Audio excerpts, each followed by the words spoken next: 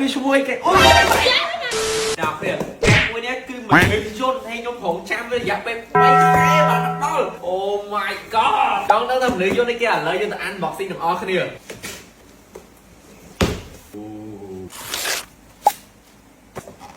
What is that ជុំមានអីវិជាទៀត What the hell អានេះគេធន់មែនថ្ម maybe តែ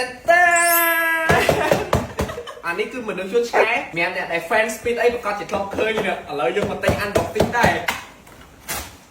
Bruh វ៉ាគេធ្វើបាលីសាក់កាដូបណ្ដោយនេះ1 2 3ឆ្កែយន្តអានេះក៏សឿធ្វើកញ្ចក់មីនុយគេនេះ What is this ដកចេញមកអស់សិននេះមើលឆ្កែ alien នេះផកខូចទេណាអ៊ី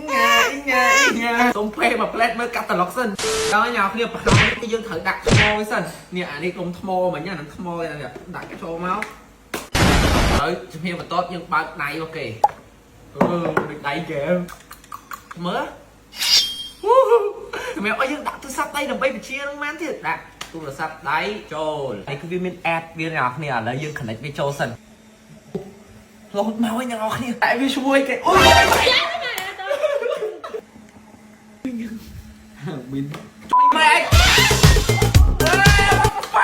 បេនអញមើលបេនខ្ញុំឈរបេន I'm here ពេញខ្ញុំឆ្កែខ្លួន Hey បេន I'm here Let's go Hey បេន I'm here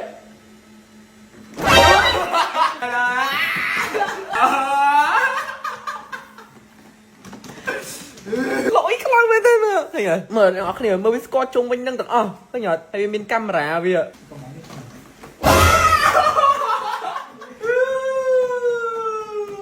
អូដាក់បានជួយ